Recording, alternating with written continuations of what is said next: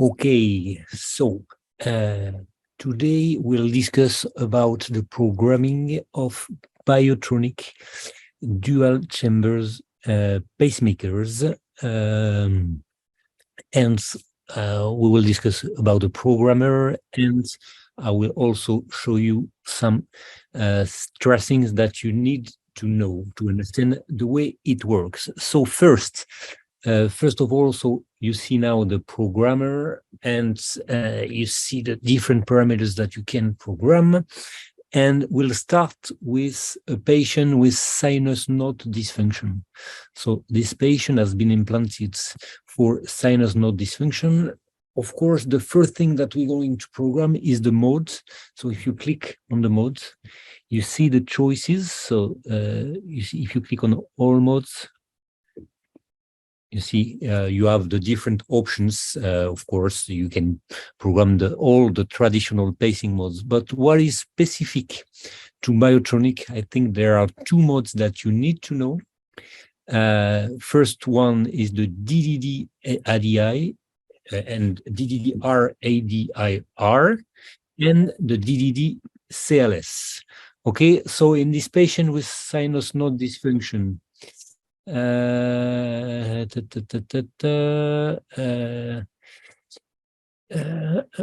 Hugo Pierre, are you there, Hugo Pierre? Yes. Yes, you're there. So in this patient with sinus node dysfunction, how would you program this patient? Probably with the DDD ADI mode. Yes. So if you program DDD ADI and you want the rate adaptive function, what is the possibility here? It's with DDDR ADIR. So what is going to be in the sensor here? It's the accelerometer. Yes, you do not have the choice. So if you come back to the modes, please, the pacing modes, you see there has been one mode that has been specifically designed to decrease the amount of right ventricular pacing, and this is called the VP suppression, and what you can program is DDD ADI. Okay, so in a Biotronik device, for the rate adaptive function, you have two options. Either if you program the R, if you program it R, it's going to be an accelerometer, like in all the other devices. But there is also one specific sensor, which is called CLS. One thing you need to know, if you decide to program DDD ADI, you do not have the choice. You just have the possibility to program the accelerometer. Okay? So if you want a rate adaptive function and the mode to decrease, then you will have to use the accelerometer. There is a second option, DDD CLS. What is the CLS? You know, what is the CLS? Yes. What does it mean, CLS? Stands for closed loop stimulation, and it's it works with the variation of thoracic impedance. Yes, thoracic, but you will measure. You know the thoracic impedance is a possibility in microport devices and Boston. You will measure the thoracic impedance. Here it's a bit specific. You will measure the thoracic impedance not to measure the amplitude of the ventilation or the rate of the ventilation, but you will measure the impedance with repetitive measurements just after pacing. And the idea is to have an estimation of the intramyocardial impedance. You understand? You pace the ventricle or you sense the ventricle, and then you will pace infraliminary without capturing, of course, but to repeat measurements of the thoracic impedance just after pacing or ventricular sensing for 250 milliseconds. And from this information, you will deduce the intramyocardial impedance, and we know that the intramyocardial impedance will change with the exercise, but also with the emotion, for example. So you can adapt the rate according to this information. Okay. So once more, that's something that works pretty well. You cannot program the rate adaptive function with both the accelerometer and the CLS. You see, you can not add the information from both these sensors. But the very first version of the CLS, there was a risk of acceleration when the patient was at rest and with, for example, emotion. You see, and some patients felt the increase in the heart rate with the CLS, whereas they were completely at rest and they were symptomatic on this. So in the new versions, it has been modified. And now you cannot program at the same time the CLS and the accelerometer, but there is a retro control with the accelerometer. What it means that if you program like this DDD CLS, the rate adaptive function will be based on the myocardial impedance, but if the accelerometer says you are completely at rest, you cannot increase considerably the rate, even with the DDD CLS. Okay, so now there is a control. If you're completely at rest, the accelerometer will say you are at rest. And even if you program like this, DDD CLS, you cannot have acceleration more than 20 beats than the minimal heart rate. Okay, so remember, in this patient, so we are discussing about a patient about sinus node dysfunction. So there are two options. If you come back, so DDD ADI or DDD CLS, but if you want to decrease the amount of right ventricular pacing, there is an option. If you see a dynamic AV delay, so it's going to be DDD, but if you click on AV delay and AV hysteresis mode, if you click on it, there is one option which is called ERS plus. Okay, so let's consider this patient with sinus node dysfunction, and you want to decrease, you want rate adaptive function based on the CLS, but you want also to decrease the amount of right ventricular pacing. This option is to program DDD CLS plus ERS plus, and ERS plus is an hysteresis of the AV delay. And you see on top the curves, and you see that for every 200 cycles, yes, every 200 cycles, it will search for the presence of intrinsic ventricular activation by prolonging the AV delay. And you see the curve. If you are at rest, it will program for 6 bits AV delay of 400 milliseconds. You understand that? So once more, if you come back to the modes, two options, DDD CLS and ERS plus in this patient with sinus dysfunction, or DDD ADI with R, and now it's going to be the accelerometer. Okay? So when you select the mode, you also select the sensor. Okay, if it's DDD, it's going to be CLS. If it's DDD ADI, it's going to be the accelerometer. Okay, right. So now I will show you. Let's program DDD IDR. If you click on VP suppression, you see VP suppression. Come back. Okay, here VP suppression is the same than DDD ADI. There are two parameters that you can program: the pacing suppression and the pacing support. So I will show you exactly. So, okay. So first of all, when there is the DDD ADI, there are 4 parameters for switching from ADI to DDD. So let's consider this patient with sinus dysfunction. You have programmed DDD ADI, but at certain time, there are episodes of AV block. So there are 4 parameters for switching from ADI to DDD. The first one is the presence of a long PR interval. Long PR is, you cannot program it, and it will switch from ADI to DDD if for 2 consecutive cycles there is a PR interval longer than 450 milliseconds. So remember, 450 milliseconds, it will switch from ADI to DDD. The second parameter, it's very close to microport for this. The second parameter is the presence of second-degree AV block. And this parameter is, nominally, it will be if there are 3 blocked atrial activations, so P wave or atrial pacing, over 8 consecutive cycles, 3 over 8, then it will switch to DDD. Let's look at this tracing here. You see, initially, atrial sensing, ventricular sensing, atrial channel, ventricular channel, and then ECG. So it's a one-on-one conduction. Still, up. And then you see here a block P wave. This is blocked, conducted, block. This one is also blocked. And then it will switch to DDD. So here it's nominally programmed. It is 3 out of 8. Then you will have pacing support. Okay. So this is the parameters I will re-show you after where you can program it. Okay. So this you can modify. You can ask for 2 out of 8 or even 1 out of 8 or 4 out of 8. Okay. So if you program 1 out of 8 for every block P wave, it will automatically switch from ADI to DDD. So this is the second parameter, and this is the only one that you can program. The third parameter is the presence of what is called third-degree AV block, and you cannot program it. It's if there is 2 consecutive atrial sensing blocked or atrial pacing, so 2 P waves or 2 atrial pacing consecutive that can be blocked, then it will switch to DDD.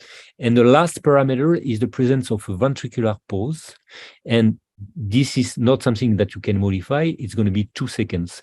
If between 2 ventricles there are more than 2 seconds in the interval, then it will automatically switch to DDD.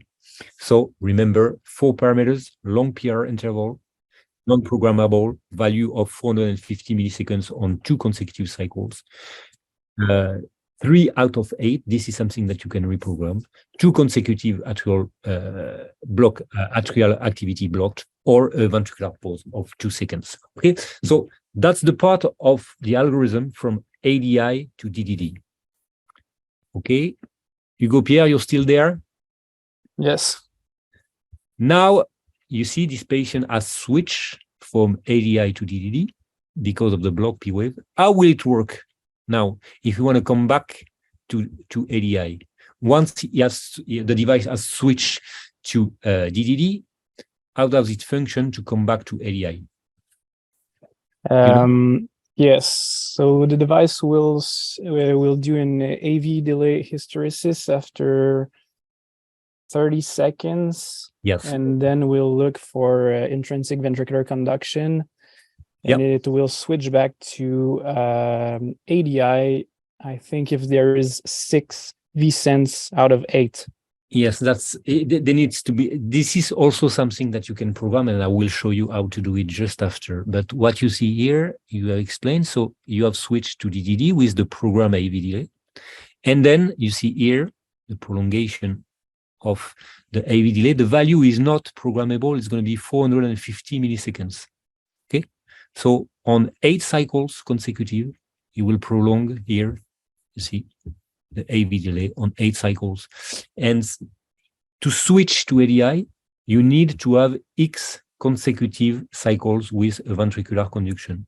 Here in the example, none of the cycles there is an intrinsic conduction. So of course it will come back to the program AV delay and it will remain in DDD. But if there are 6 consecutive nominally cycles with ASVS, then it will switch back to ADI. Okay, so in this case, it was not a success. There is no comeback to ADI. It will remain in DDD.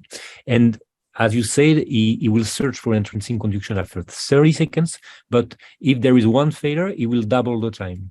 Then it's going to be 1 minute. And if it's another failure, 2 minutes, and then 4 minutes, up to a value of 20 hours.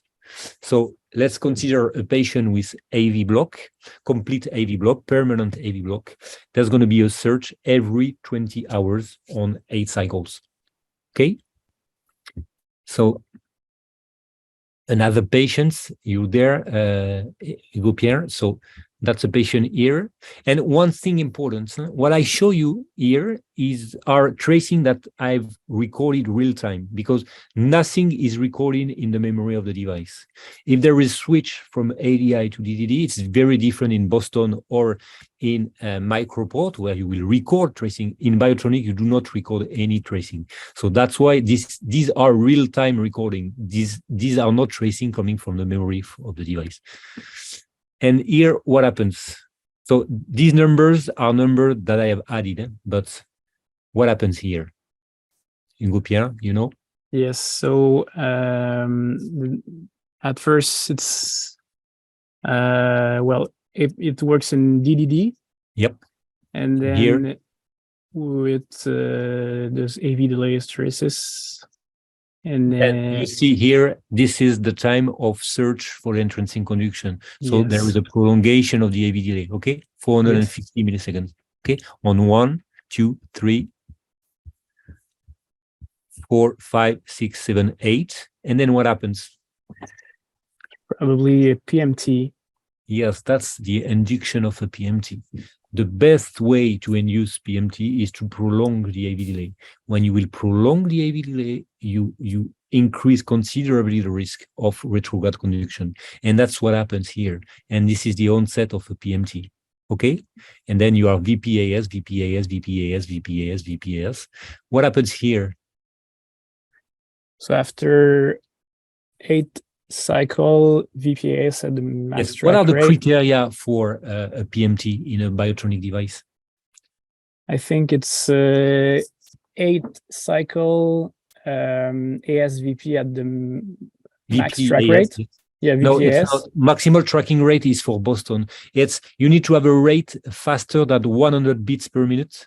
Okay. And you need to have a constant time VPAS, always fixed time, more or less. And also you need to have a time VPAS shorter, and I will show you just after how to program, shorter than the VA criterion. I will show you how to program it, okay? So after 8 cycles like this, there is a suspicion of PMT. And then what happens? And then the device will prolong the AV delay. Yeah, on one cycle, you see here, on this cycle, you see the interval, ventricular interval of 460 milliseconds, 460 milliseconds, and on these cycles is 510 milliseconds. You have prolonged the AV delay by 50 milliseconds. So you delay the ventricular pacing. The idea is to differentiate a PMT and a sinus tachycardia or a natural tachycardia. If you prolong the AV delay, then you will analyze the next atrial cycle.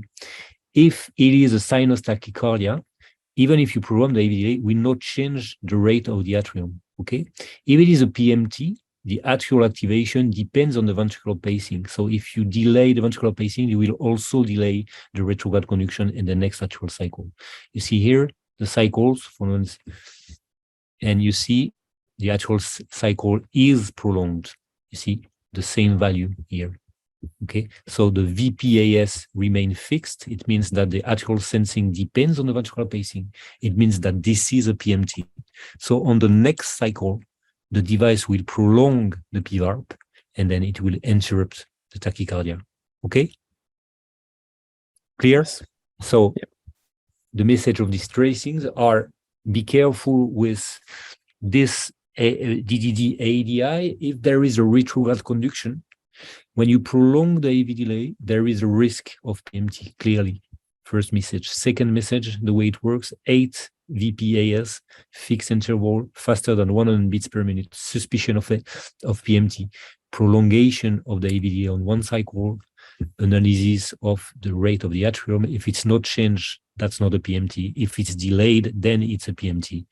Prolongation of the PVARP on one cycle and then interruption of the PMT. Okay? Okay, now we'll come back to the programmer. So your program is DDDR ADIR. If you click on VP suppression, it's on.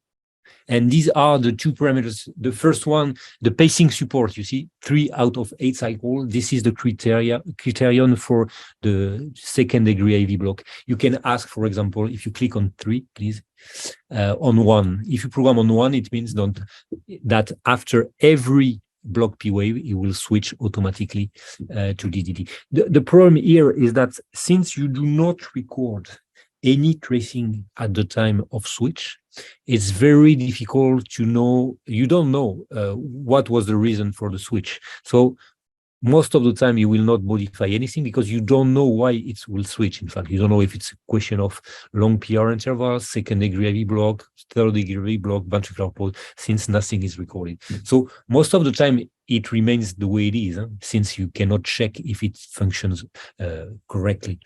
The second parameter is the pacing support. This is when you have switched from ADI to DDD, you're functioning in DDD, and then on 8 cycles, you will prolong the AVDA, and then you can select and say, okay, I want the device to switch back to ADI if there is 5, 4, 6, 7, 8 consecutive VS. But once more, since you do not record anything, it's very difficult. And most of the time, we never change these kind of parameters. That's a possibility. You can change it, but once more, what I have shown you on the tracing are real-time tracing. The patient is in the consultation, and then at the time of the consultation, you see the switch. Then you can record it and make the analysis. Okay. Okay.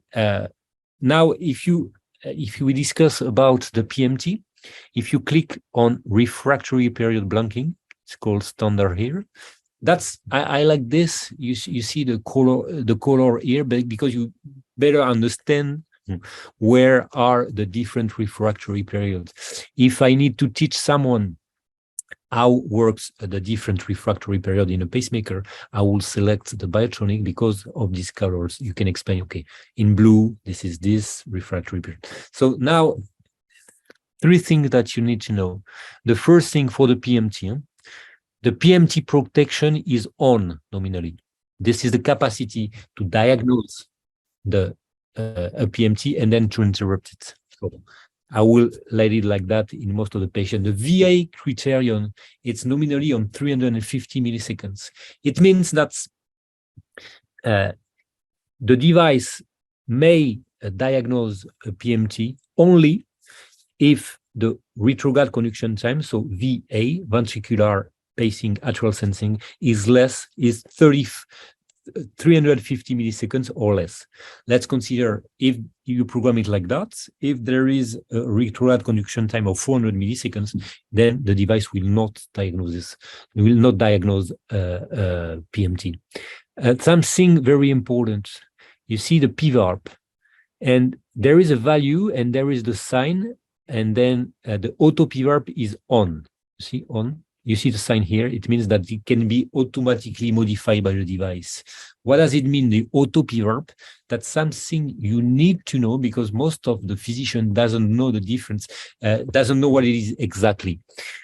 An auto PVARP in Medtronic device, in Boston, in Abbott, means that you will have a reduction of the duration of the PVARP during exercise. If there is an increase of heart rate, in all the other competitors, auto PVARP means that you will have a decrease of the duration of the PVARP. Okay, that's completely different in Biotronik.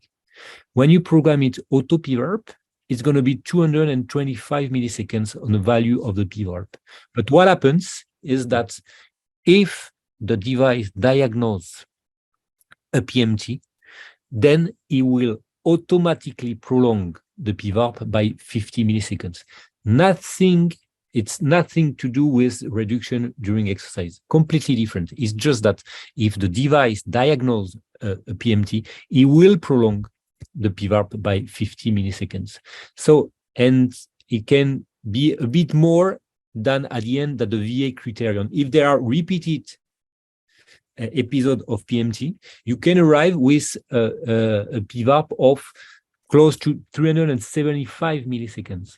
You understand? So if it is 375, that can be a problem with the 2-to-1 point during exercise. But what you need to remember is that if you program the auto PVARP, then what will happen is a prolongation and not a reduction, a prolongation of the PVARP if there is a diagnosis of PMT. So at the end, you can have quite long PVARP, and then you can use problem of 2-to-1 block during exercise if the patient is young, for example. So most of the time, in most of the patient, I deprogram the auto PVARP. I will program it off, and then I will prolong a bit longer for for example, 275 milliseconds, and that's acceptable this way. Okay. Okay. If you close it. So if we come back to these patients with sinus node dysfunction. First of all, the mode. If you want a CLS, then you need to program DDD CLS plus ERS plus, which is an hysteresis. If you program DDDI ADI, then the accelerometer will be used for the rate adaptive function. Okay, so I will now share my screen. Hi, Pierre. This is Chirag Barbaya. How are you? Hey, hello. How do you do? I'm doing very well and really enjoying all of your talks. If you don't mind, I wanted to ask you one question about your programming related to CLS and rate response. Yes. So, one of the indications that we've used CLS for historically are people that, for example, need rate response during bicycling because there isn't the accelerometer response, or we want CLS for someone with neurocardiogenic syncope where they're also not going to be moving and activating the accelerometer. Sure. So given the dual, like the need to have evidence of activity on the accelerometer in order for CLS rate response, how do you program in for those circumstances? That's for sure. That's a difficult question, but yeah, this is not something that you can modify. The CLS now will work with the accelerometer. It's the only thing is that you cannot have an acceleration faster than 20 bits per minute if the device is at rest. That's not something that you can modify. If the minimal heart rate is 60, if the accelerometer say you're completely at rest, then the maximal rate that you can have is 80 bits per minute. Okay? I will try to show you. I'm not sure I have completely answered your question, but no, I appreciate your insights. It's a challenging situation, and every once in a while there's the patient who needs a rate response because they ride a bike, and all the other devices, because of the lack of accelerometer response, there's no rate response. At least with Biotronik, there's something. Yeah, sure. You see, these are the parameters that you can modify. You see the CLS resting rate control. If you click on it, that's something that you can modify here. You see, that's if you want an increase while the patient is at rest, that's how you can program it. You see? Oh, I see. Okay, and nominally it's 20, but you can increase it if you want. Okay, that's I see. Something that you can. That's very helpful. Thank you. Okay, nice. And a quick question: can you change the sensitivity of the accelerometer for when you're in CLS mode? Click on it, please. So the CLS response, you can modify it. This is where you can. No, I'm asking in terms of the accelerometer itself. So when patients are programmed. Yeah, if you program it, yes. So program it DDR, for example. Yep. Okay. This is how we program it. So the parameters that I usually modify is this one. This is the sensor threshold. Okay, and it will. If you program very low, then you will have more acceleration. The difficulty in all these devices is to understand what it means low compared to high. Depending on the parameter, it can be a different response. So the thing we are used to modify first, at least in our center, is these parameters. When you consider that there is not enough acceleration, then you will modify to low or very low, and then you will have a response for a very low level of activity, you see. It's quite reactive in Biotronik, I will say. If you program it low, then you may encounter a very high level of, for very low activity, and some patients, well, it's always different from patient to patient, but be careful where you program low or very low. The level of response really increase for very low level of activity. Right. So I guess my question then is, can you program the very low level of activity together with CLS so that you have a very low level of activity for your threshold? No. When you program the CLS, you do not program the accelerometer.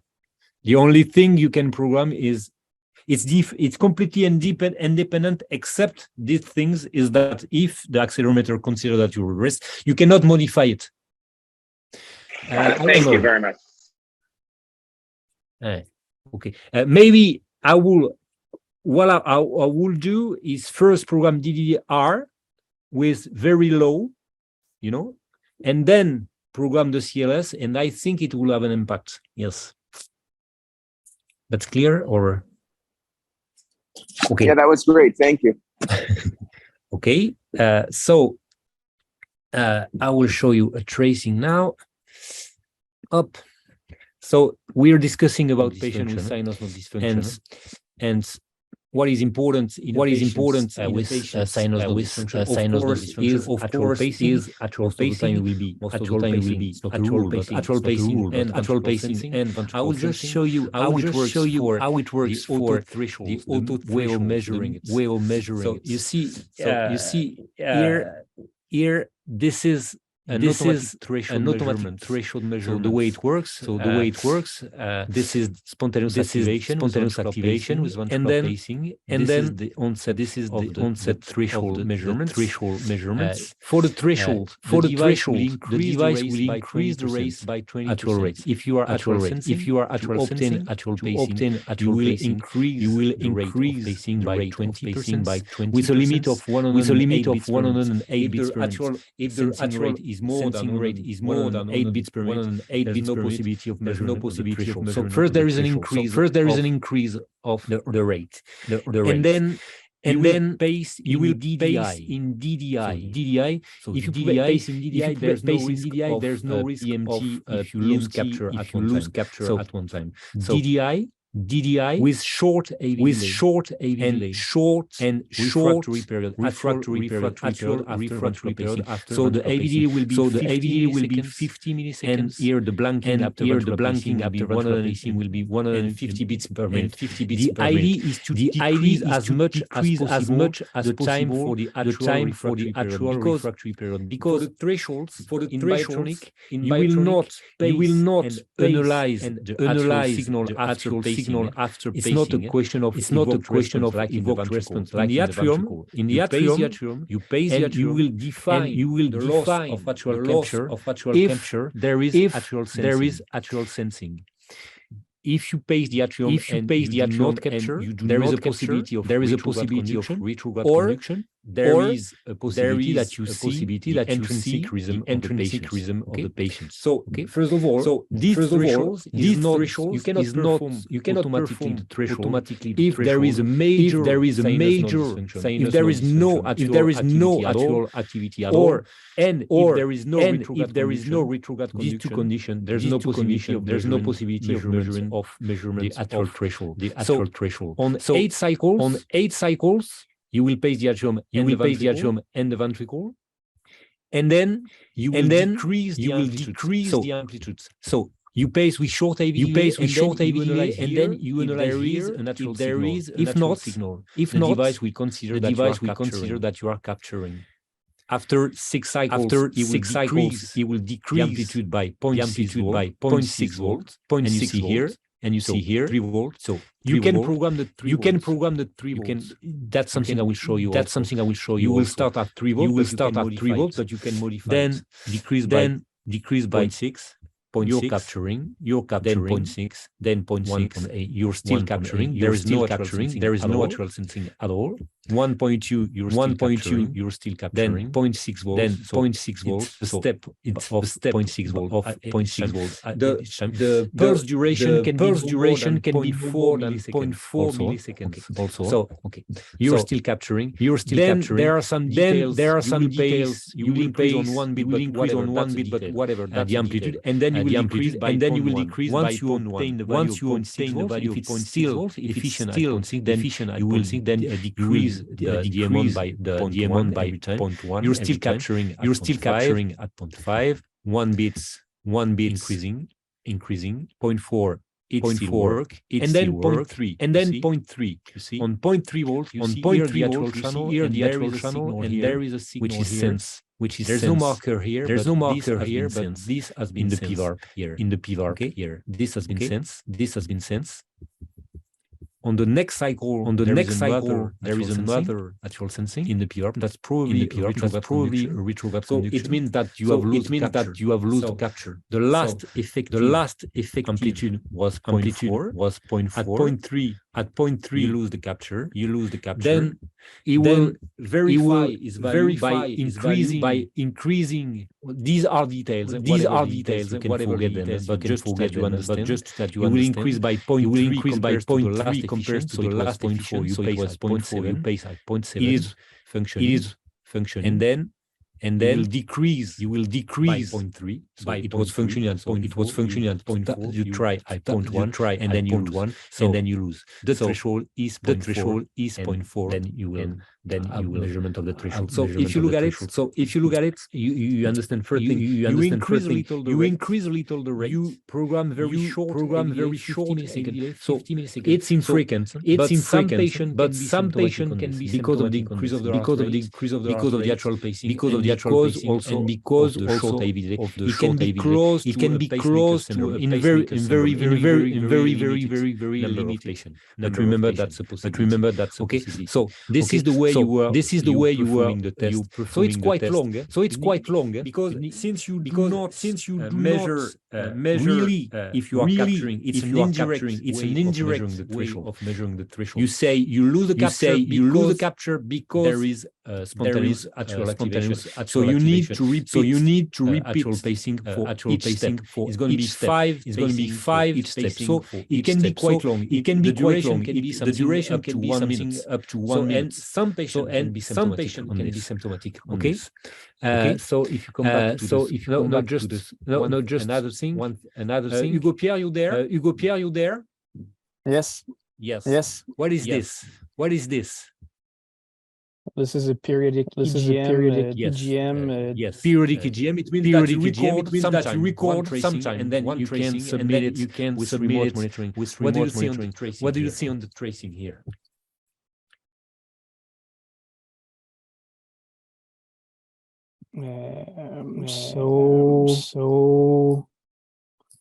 So the marker, ventricular channel. Yeah, well, listens, and then we have an under sensing of events. What is the mode here? The mode here is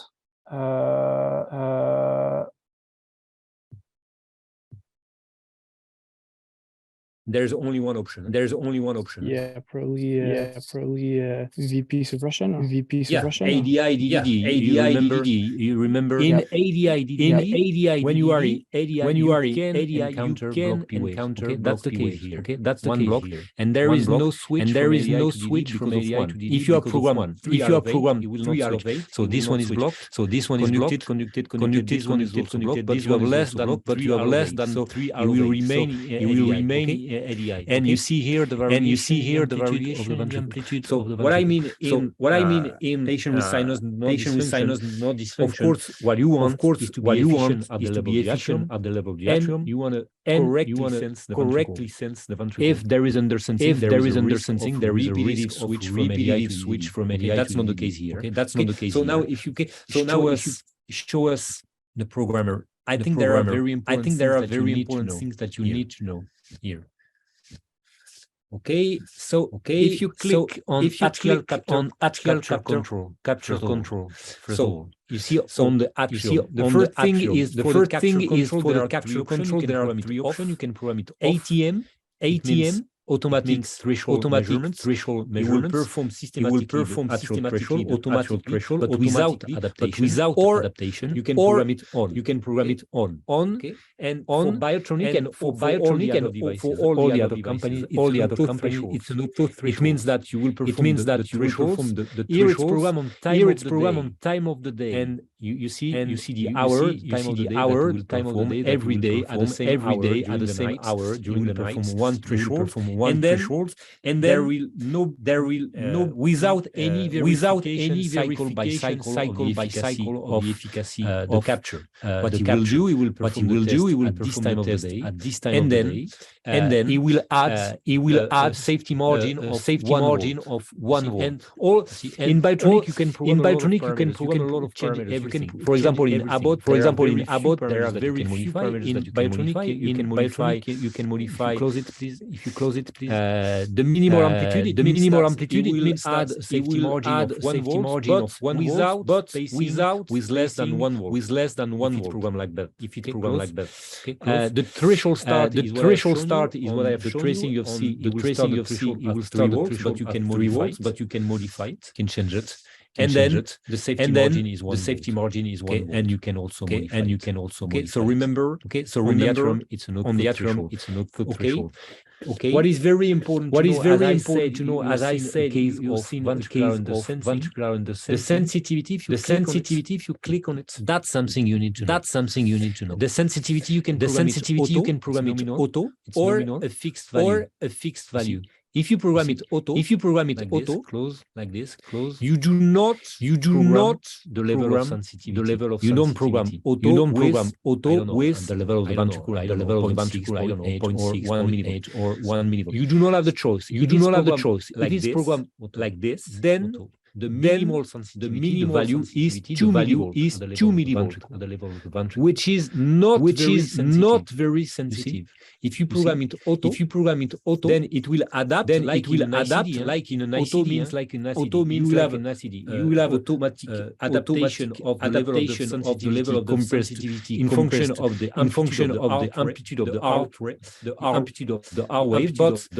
But the device will become more and more sensitive during the cardiac cycle. Okay, sorry for that. So that's an ICD. So that's an ICD. The maximal level of sensitivity is not programmable, and it's going to be 2 So it's not very sensitive. And if there is a lot of variation of the R wave and then smaller, then you may encounter problem of undersensing. So that's something I'm not completely sure that I'm right. But that's something I systematically modify. I do not program the in the pacemaker.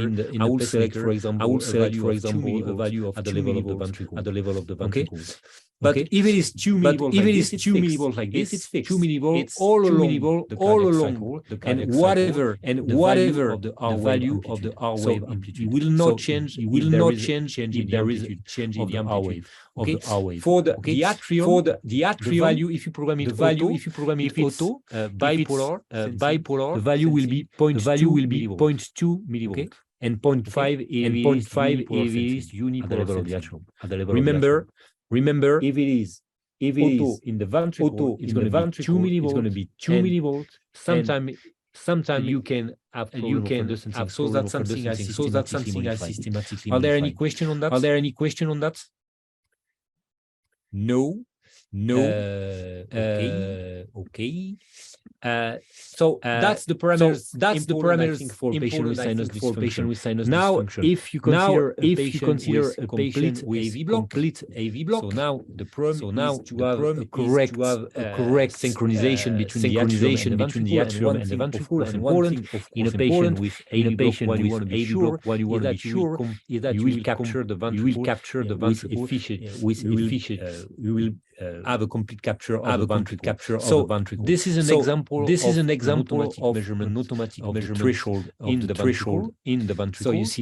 So you see here, patients the same during the threshold. There is. I need to. Up. I need to show you. My screen. Okay.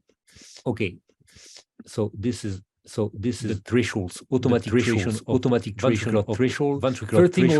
First thing also, you will have a very short AV delay. When you perform the ventricular threshold, it is based on the evoked response. You pace, and then you check that there is a signal. So the thing here is that you want to avoid if there is a fusion between the entrancing conduction, then there can be a mismatch and a doubt about efficiency of the capture. Efficiency of the capture. To avoid the problem of fusion, avoid the problem the of fusion, device will systematically shorten considerably. It's going to be 15 milliseconds, so very short. So very short. Once more, that's very infrequent. That's very infrequent. Patient can be symptomatic because of this very short. You can have something. Close to pacemaker syndrome. Pacemaker syndrome. It's very infrequent once more. But pace with short AVD. Pace with short on 5 bits. On 5 bits at 3 volts. This is some 3 volts. This is something also you can modify. And on this, you will analyze the difference. The difference. Okay. Once I pace, I capture. If I analyze what I have, I will see the polarization and the spike, the evoked response. In this, after this, I see the spike, polarization, the capture, and the capture response. And then I will pace for 5 bits. Now, first one, but I will add a second safety after 100 milliseconds. And if I capture here, I'm sure that after the second I will not capture. So in this second pacing, I can be sure here after this I just see the polarization and not the ventricular depolarization. So the polarization, but not the depolarization. So from this I can differentiate the signal when I have the polarization and the depolarization, and this one when I have the polarization, but without the depolarization. The signal is really different. This one and this one, then I can perform the thresholds. And from this, I will starting at 3 volts. The steps is the same. The steps is the same, but 0.6. But one bit only. One bit. After this one I know. After this one I know. I analyze and I say, okay, I capture. On 8, I capture.